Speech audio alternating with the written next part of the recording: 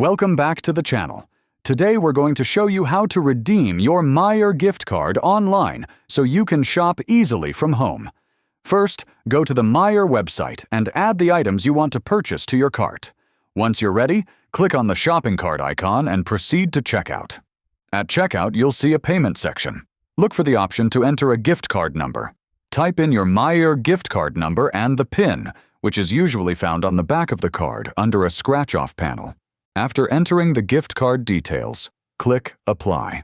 The total amount of your purchase will adjust to reflect the gift card balance. If your purchase exceeds the gift card value, you can pay the remaining balance using a credit or debit card.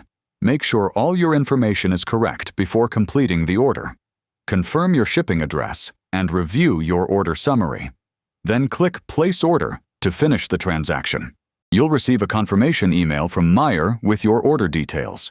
Keep this for your records in case you need to track the order or check the remaining balance on your gift card. By following these steps, you can redeem your Meijer gift card online quickly and securely. If this video helped you, hit like, subscribe, and share your experience in the comments. Thanks for watching.